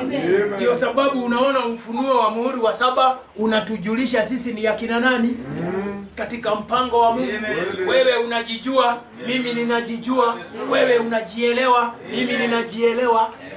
Amen. Hauwezi kumjua Mungu bila kujijua wewe ni nani kama Mkristiano wakati huu. Mwenye kusema kweli amemjua Mungu ni yule mwenye anajijua yeye ni nani. Amen. Na ndio sababu unaona mtu akibadilika kwa sababu amemjua Mungu, na akimjua Mungu hujijua yeye ni nani kama Mkristiano, na huo ufunuo unaleta mabadiliko katika moyo, kwa sababu unampea Mungu moyo wako, alafu yeye kwa nguvu yake analeta mabadiliko. Vile Brother Branham anatuambia that power to transform, hiyo nguvu ya kubadilisha. Amen. So alianza akiwa mwali wa moto, akiongoza Israeli kutoka Misri. Alafu akazaliwa na mwili. Akawa Mungu katika mwili, akazaliwa na mwanamke Radha. Alafu akavua huo mwili, akawa Roho Mtakatifu, akakuja kukaa katika kanisa. Okay. Sasa wakati wetu tena hiyo imefanyika. Wakati wa kurejesha ukweli wa imani. Amefanya nini? Alikuja kutembelea Laodicea akiwa katika hiyo nuru. Na mwana amepigwa picha juu ya kichwa cha ndugu Branham. Kweli. Huyo Mungu. Unaona? Alafu akavaa mwili wa nabii wake. Na si kumaanisha ndugu Branham alikuwa Mungu, asha. Ndugu Branham alikuwa nabii, mjumbe, lakini yeye ndiye Mungu alitumia. Mungu akamtumia akiwa mwana wa Adam. Hata kama ilivyokuwa katika siku za Sodoma, hivyo ndivyo itakavyokuwa wakati mwana wa Adamu atakapofunuliwa. Sasa ndugu Branham alikuwa makao ya mwana wa Adam wakati huo. Sasa huyo mwana wa Adam ndiye huyu gurumo 7. Kwa sababu alilalisha huo mwili. Ndugu Branham ameondoka. Sasa ni kumaanisha mwana wa Adam hana makao. Ana makao. Ndiye huyu gurumo 7. Amen. Naweza niambia tukiendelea, utaweza niambia ilikuwaje ndugu Branham? Ndugu Mwangi labda. Ilikuwaje? Unaona wakati alimuralisha nabii. Wakati alimuralisha nabii, alidumu katika kada na vitabu. Kwa sababu tunaona ndugu Branham akisema hivyo, hata wakati mimi nitaondoka, hizi kanda na vitabu zitakuwa these steps will live. Hata hizi kanda zitaishi. Kanda zingeishi aje? Ni kumaanisha mwenye uhai angekaa katika neno lake. Amen. He was veiled in the word.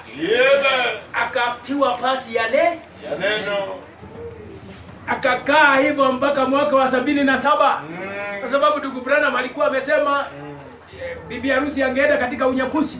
Mwaka wa 77 tunaona akijiweka wazi kwa bibi harusi.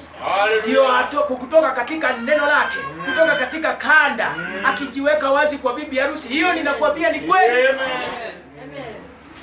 Ukisoma nabii alisema katika vizazi 7 za makanisa, mwaka wa 77 aliona, he predicted ati bibi harusi angeenda katika unyakuzi. Na ni nini Mungu alifanya mwaka wa 77? Alianza kuleta ufunuo wa gurumo 7. Alianza kuleta ufunuo wa unyakuzi. Sasa angehama kutoka katika kanda apate makao ndani ya bibi harusi. Wakati analeta ufunuo huo, alikuwa akitafuta nini? Alikuwa akitafuta makao ndani ya bibi harusi. Haleluya. Muangalie uone dada. Wakati alivaa mwili, alidhihirisha uungu katika mwili. Wakati alivua huo mwili akakuja kwa mababa zetu, alidhihirisha uungu ndani ya kanisa. Okay, unaona huyo Mungu mwenye alidumu na Israeli, wakati alivaa mwili akazaliwa na mwanamke, tabia yake haikubadilika. Wangemuona akiumba, wangemuona akiponya, wangemuona akifanya yale alifanya akiwa katika mwili. Amen. Ndiye mwenye aliponya yule mwanamke alikuwa anatokwa na damu. Huyo katika tabia yake. Mwenye alikuja kwa yule mjane katika kijiji cha Sarefa, akimtumia nabii wake Elijah, akampa huyo mjane chakula wakati huo wote wa kiangazi. Amen. Ndiye mwenye alichukua mkate wenye ulikuwa na mtoto, akaanza kumega, akajaza kikapu kimoja, akaendelea kumega, akajaza kikapu kingine, akalisha watu 5,000. Hakubadilika katika tabia yake. Amen. Kile alikuwa amefanya ni kubadilisha makao. Amen. Angedumu katika mwali wa moto. Sasa alizaliwa na mwanamke. Amen. Akazaliwa na mwanamke, na huyo mwenye alikuwa katika mwili, wakati alivua huo mwili hakubadilisha tabia yake. Akiwa ndani ya kanisa, ndiye alikuja kwa kiwete mwenye alikuwa anakaa katika huo mlango wa hekalu. Hakuna fedha sisi hatuna, lakini kile tuko nacho katika jina la Bwana Yesu Kristo. Amka. Akiwa ndani ya mababa zetu, lakini tabia ni ile. Unaona? Sasa akajiweka wazi akiwa na nabii Branham. Mwali wa moto juu ya kichwa chake. The same pillar of fire. Huo mwali wa moto wenye uliongoza nani? Israeli kutoka Misri. Sasa ukaja juu ya nabii. Haleluya. Unaona? Alafu akiwa katika mwali wa moto. Hiyo tabia yake. Unaona? Alafu akamtumia nabii. Tabia yake haikubadilika. Ishara na maajabu zake. Unaona? Ishara na maajabu zake zikiendelea. Unaona? Wakati alilalisha huyo mwili wa nabii, alidumu katika kanda. Lakini tabia zake zilikuwa hizo tu. Angeponya, angetenda muujiza katika kanda. Amen. Kufika mwaka wa 77, sasa akaanza kujifunulia bibi harusi kwa ajili ya maandalizi ya unyakuzi. Unaona? Brother Branham akiwa nabii alitabiri bibi harusi angeenda katika unyakuzi mwaka wa 77. Hakukosea. Hiyo ilirudisha Wapentekoste wengi nyuma. Wakasema huyo ni nabii wa uongo. Si 77 imefika na ikapita. Hawakujua. Mwaka wa 77 ufunuo wa gurumo 7. Na ufunuo wa gurumo 7 ni ufunuo wa Bwana Yesu Kristo wenye ungerete imani ya unyakuzi. So ile kazi alimwahidi Brother Branham ya kunyakua kanisa, alianza mwaka wa 77.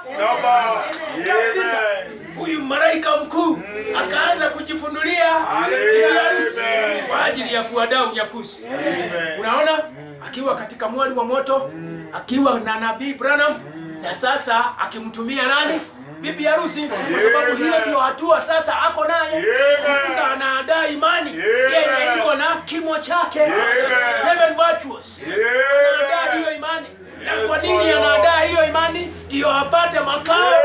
Si brother Branham anasema katika kimo cha mkamilifu, at this day when it is completed is the temple of God. Amen. Hiki kiumbe kikikamilika, akiongea kuhusu hizo sifa 7 ikiwa ni makao ya Mwenyezi Mungu. Amen. Ati ndiye hekalo la Mungu. Ya hekalo la Mungu. Amen. Kidogo kile brother Branham anasema usikie. Amen. Anasema nini kuhusu hiyo? So unaona, what are we saying by the grace of God? Tunasema nini? Unaona hiyo title deed. Amen. Wewe na mimi ukijua pahali pako. Amen. Wewe na mimi tukipewa nguvu na mamlaka ya kufanyisha hilo neno kazi. Na kumbe ni ufunuo wa Mungu. Vile alikuwa katika mwali wa moto, vile alikuwa katika mwanawe, vile alikuwa katika mababa zetu. Huyo Mungu vile alikuwa na nabii, akakaja juu ya nabii, vile alikuwa akimtumia ndugu Branham.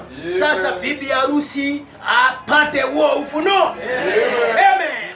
Huo ufunuo utamletea nguvu na mamlaka kwa imani kulete ahadi zake zitimie, kwa sababu atajijua sasa ako na title deed yake. Amen. Amen. Brother Branham anasema nini? Nipe kama dakika, sababu saa yetu imekwisha, lakini nipe kama dakika 10, kwa sababu hii sehemu lazima nimalize. Kwa nini ameshika hiki kitabu mkononi mwake? Of course nitajaribu kwa hizo dakika 10, alafu tumalize. Saa 6 na dakika 34. Another 10 minutes by the grace of God. Nisome hizi mkuu. Brother Branham anasema hivi. Najua nilitumia muda na huo.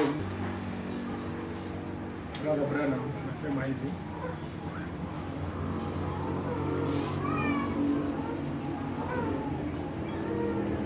Katika swali aliuliza swali, question and answers, page 993. Fikiria ni page 993. Kaulizwa anasema a true and living God who lives with us and in us and works through us. Ati Mungu kwa kweli aishie, mwenye anaishi na sisi na anaishi na ndani yetu na anafanya kazi kupitia. Unaona vile nabii alikuwa. Amen. Anasema not making a statue to God, si kufanya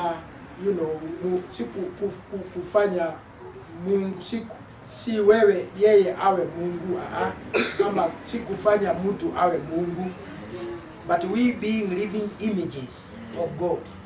Ati lakini sisi tukiwa image ni kile unaona cha Mungu, image sura.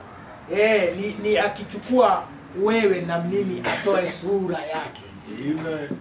Yaani ufanye yale mambo Mungu anafanya. Amen. Lakini ni wewe. Amechukua sura. Amen. Unaona? Sasa sikumaanisha wewe ni Mungu. Lakini hayo mambo unafanya kwa sababu umechukua sura ya. Amen. Kweli. Anasema hivi. The Holy Spirit not speaking through a statue but speaking through a redeemed vessel. Ati ni Roho Mtakatifu si akiongea kuhusu akitumia mchongo, lakini ni akitumia kifaa chenye amekomboa. Amen. God manifested in flesh. Ni Mungu akidhihirishwa katika mwili. How we thank thee for this. Ati vile tunakushukuru Mungu kwa hii, the great pillar of fire following us, or we following it rather. Ati huo mwali wa moto mkuu tukiufuata, and for all the great manifestation of the same spirit doing the same work that it always done when it come to the earth. Huo mwali wa moto ukifanya yale ulifanya kila wakati ulikuja duniani. Naona kile anasema. Okay. Alafu anaendelea kusema hivi nikikusomea. So huo mwali wa moto ukipata makao ndani ya mtu. Anasema hivi, unaona katika huu ujumbe wa the unveiling of God, the unveiling of God, paragraph 109, anasema akiongea kuhusu hiyo dhahabu, hiyo almas, almas, yeah, dhahabu ni gold, almasi ni diamond. Akiongea kuhusu hiyo almas anasema hivi, but every little piece that comes from that chipping is not destroyed, it is put to use. Unaona hiyo almas, the diamond, kawaida ikichimbuliwa kutoka kwa mchanga inakuwa ina chafu imechakaa, lakini ni dhahabu, ni diamond, almas. Inaenda inachongwa, inakatwa, inachongwa, ikiondolewa hiyo inakatakatwa, ikichongwa, ikigongwa na nuru, kutoa nuru ya upinde wa mvua rangi 7, yani inameremeta, inatoa nuru yake. Ikikatwa, ikiwa vile ilikuwa ilichimbuliwa, lazima ikatwe ndio itoe ile nuru yake, ionekane ikiwa hai, yani nuru. Unaona? So Brother Branham hapa anasema hizo tudogo tu wenye tunakatwa, nakumbuka ni sehemu yake, anasema haitupui, it is put to use, inafanya kazi. Many of them are meant to Victoria needles, and those needles bring forth, that's been chipped from the diamond, bring forth music that's been canned into a record. I hope you see what I mean. Unaona? Hata hizo sehemu hutengeneza misumari yenye inachezaga ile kinanda ya santuri. Hiyo misumari inakuwa inakuwa ya dhahabu, ya almasi. Inachezaga ile muziki yenye imewekwa kwa hiyo record. Unasikia ikicheza wakati hiyo record. Unakumbuka zile za zamani? Siku hizi kuna na memory card yenye inawekwa nyimbo. Zamani ilikuwa hiyo kinanda inacheza na hizo santuri, hizo santuri zilikuwa zamani. So ukiweka hiyo kinanda izizunguka hiyo sahani, ikizunguka unawekelea kama msumari, nasikia wimbo inatoka. Hizo misumari zinatengenezwa na hiyo sehemu tu almas kwenye tunatoka. Anaendelea kusema, the chip from Christ, the gift from Christ put upon the Bible speaks out the hidden mysteries of God to the believer. Ati na sehemu yenye imetoka kwa Kristo. Kumbuka Kristo alichimbuliwa na akachongwa na mkuki, akatoa damu. Amen. Akatoa hiyo maji. Unaona? Na wewe na mimi tulitoka kwa huo uhai wa damu. Sasa wewe na mimi tumepokea hiyo damu yenye imetoka. Unaona? Hiyo damu, uhai wake. Dada ndugu, ukiupokea utatoa maisha kama ile ilikuwa na nani? Na Kristo. Almasi yenyewe. Anasema hivi, hiyo almasi kuu Kristo. Alafu akachongwa, akakatwa, akakufa, akafufuka. Ile sehemu yenye ni nini kilitoka ndani yake? Ni damu na maji. Sehemu yake. Alafu hiyo sehemu imebeba uhai. Huo uhai, kumbuka, ni sehemu yenye ilitoka ndani, ilikuwa katika hiyo damu yenye ilitoka ndani yake. Wakati alichongwa, akakatwa, akapigwa. Sasa huo uhai ukija katika chombo, wewe na mimi, unakuta huyo Mkristiano ana maisha kama ya Kristo. Ya Kristo. Kako ka sehemu ya msumari, kako ka sehemu ya almasi kanatengeneza msumari wa kucheza kinanda. Amen. Sasa huo uhai ni sehemu ya Kristo ukiupokea, wewe ukiwa chombo. Amen. Katika maisha yako utaona Kristo akiishi. Unaona? Amen. Brother Branham anasema hivyo. At the chip from Christ, the gift from Christ put upon the Bible speaks out the hidden mysteries of God to the believer. Juu ya neno, kile neno limeahidi. Unaona, iki wewe na mimi tukipata ufunuo wake, and we believe that God is to be manifested in the last day among his people to the elect seed. Ati tunaamini Mungu alikuwa adhihirishwe katika siku za mwisho kwa wateule according to the Bible, kulingana na Biblia, in the form of a prophet, akiwa nabii. Naona akiwa nabii, Mungu hapo kwa sehemu ndani ya nabii. That's exactly with the word, not that the man is God. Hiyo ni kulingana na neno, si kusema huyo mtu ni Mungu, but that the gift is God. Lakini hicho kipawa ni cha Mungu. Amen. And that's the nindro. Hiyo ndio msumari. Now a pin won't play that record right. Atika msumari chochote kijiti akiwezi kikacheza kinanda. A regular receiving nindro won't play. Hata sidano ya sherahani haiwezi cheza. But a diamond, almas, it is the best. Inacheza kabisa. It brings it out clear. A diamond pointed nitro. Inailete wazi. Unaona? Inailete wazi na pia nasema. Amen. Oh my. Bwana Yesu Kristo asifiwe sana. Amen. Okay. Usikize vile anasema. By the grace of God nitataka kusoma hizi nukuu and then we'll be through. Anasema hivi. Wa my commission ati agizo langu alihubiri kule Los Angeles, paragraph 49 anasema my commission, anasema I'm not God's gift. Ati mimi si hicho kipawa cha Mungu, and the angel is God's gift, lakini malaika ndiye ndio mwenye hicho kipawa. It came out of heaven, ilitoka mbinguni. I came from the earth, lakini mimi nilizaliwa duniani. And he came from heaven, lakini yeye alitoka mbinguni, down to enshroud, to enclose an other vessel, to speak to other people. Alikuja kutoka mbinguni ili avae mwili wa chombo kutoka duniani, yeye ndio aongee na watu wa duniani. See, they would believe on him, not me, on him, ndani yake. Lakini hiyo haikumfanya Mungu, hiyo ilifanya atimize yale ambayo iliahidiwa katika neno. Ikawa sasa ni Mungu akiishi ndani ya nabii wake. Unaona, na anatuambia yale anatuambia. Sasa sikia, hatua ya tatu ilikuwa sasa aje ndani ya bibi harusi. Aje ndani ya bibi harusi. Angalia, katika kanda ilikuwa makao ya muda. Amen. Unajua katika kanda ilikuwa katika makao ya muda. Amen. Ni kama vile jangwani ilikuwa ni safari ya muda. Mungu hakuwatoa Misri warandarande jangwani. Aliwatoa Misri awapeleke Kana. Amen. Hapo ndipo wangepumzika. Hapo ndipo wangelima. Hapo ndipo wangekula. Nasi hakututoa kwa madhehebu turandarande jangwani kwa makanisa ya ujumbe. Hiyo tu.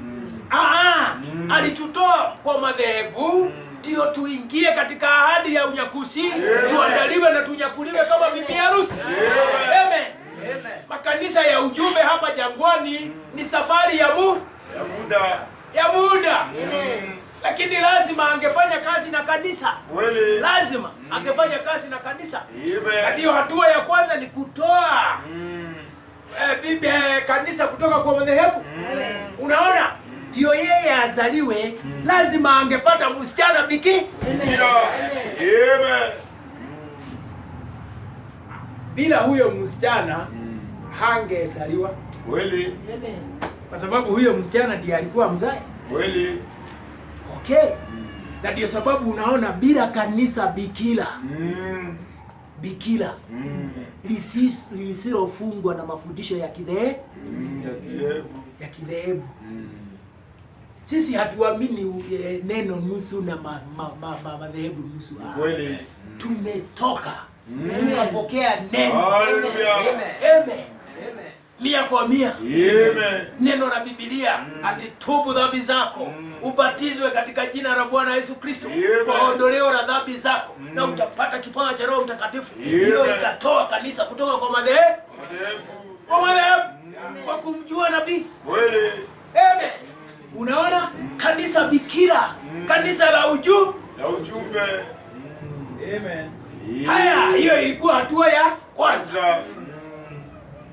hilo kanisa ndilo ligemzalia nani? Mwana. Kweli. Kwa sababu kanisa halikuwa mwana, kanisa lilikuwa mfano wa Mary mwenye alikuwa bikira. Kanisa lilikuwa mfano wa Mary mwenye alikuwa bikira. Kazi na kusudi na mpango wa Mungu kumuita Mary ilikuwa ndiye amzaliwe nini? Mwana. Mungu apate mwili. So kutoka kwa madhehebu akatoa kanisa la ujumbe. Bikira. Kutoka sasa kwa huyo bikira kanisa, bikira anajizalia bibi harusi. Bibi harusi ni nani? Bibi harusi ni wana na binti wa Mungu. Haleluya. Kutoka kwa kanisa la ujumbe anajizalia bibi harusi, wana wa Mungu. Kanisa litaingia katika dhiki kwa sababu halina kazi ingine.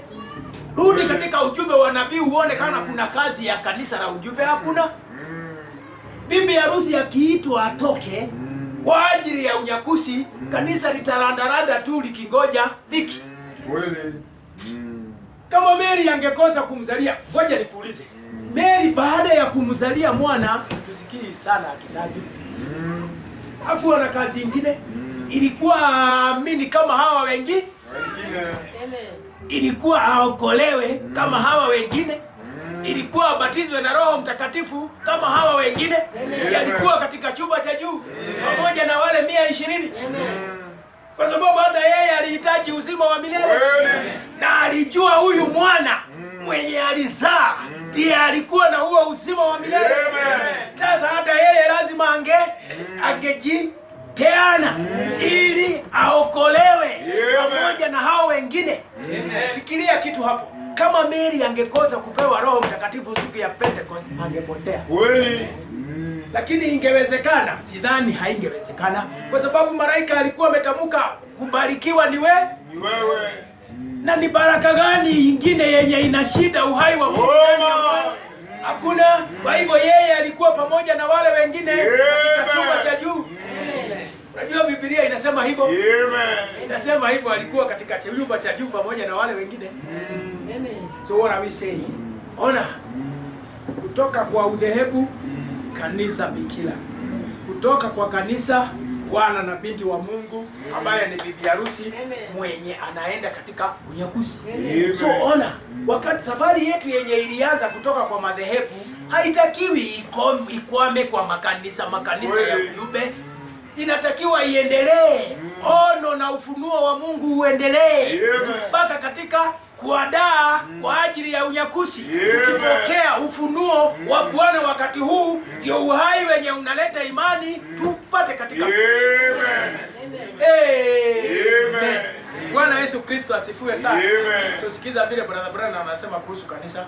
Ndio the grace of God. Maybe I'll just stop here. Kisoma hii. Okay. Tutaishikia hapo kwa sababu bado tunaendelea. Tutaishikia hapo. Lakini sikutaka kuacha hii, lakini wacha nikusomee. Unaona?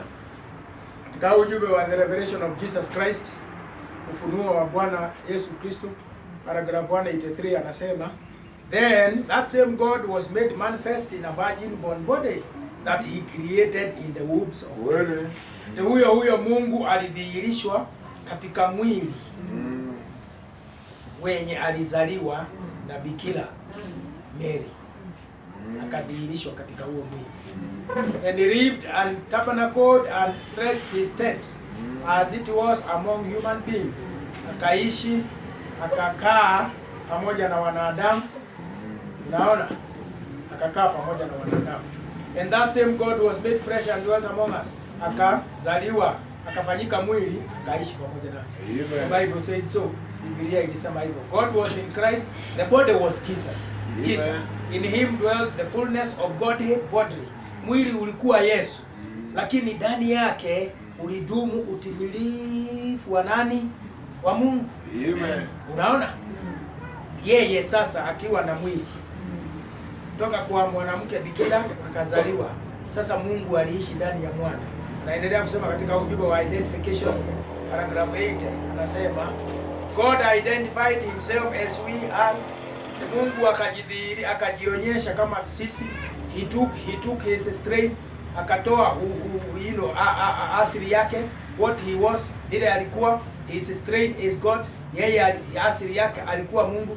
And stretched his tent down here and become human, akanyosha hema yake huku chini akawa mwanadamu.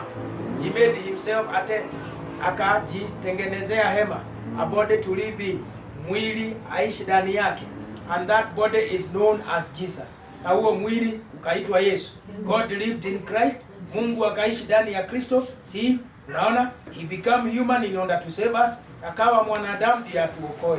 And he took upon him our form, akachukua asili yetu, that he might mold us in his character, ndio atuumbe katika sura yake, katika tabia yake.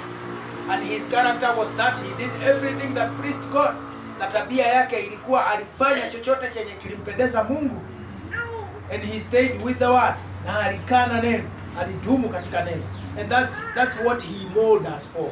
Na hiyo ndio sababu anatuumba.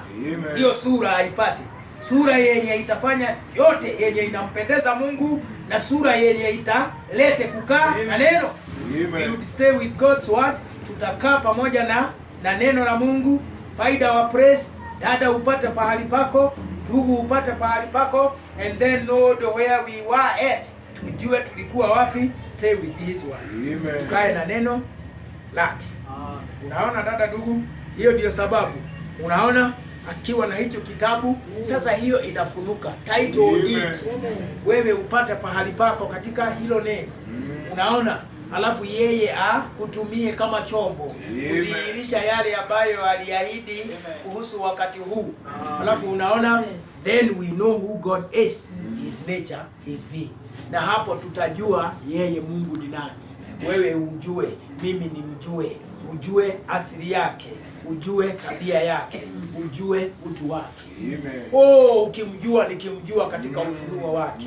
Alafu iwe sasa wewe ni chombo chenye atatumia kuonyesha kweli wewe ni mwana wa Mungu. Wewe umepata pahali pako katika neno lenye lilifunguliwa wakati hiyo mihuri 7 ilivunjwa, na hiyo ndio title deed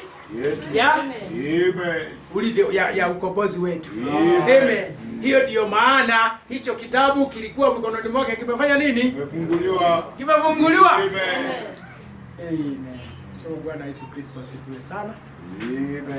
Kwa neema ya Mungu wakati huo mwingine kuendelea hapo penye tuliacha. Amen.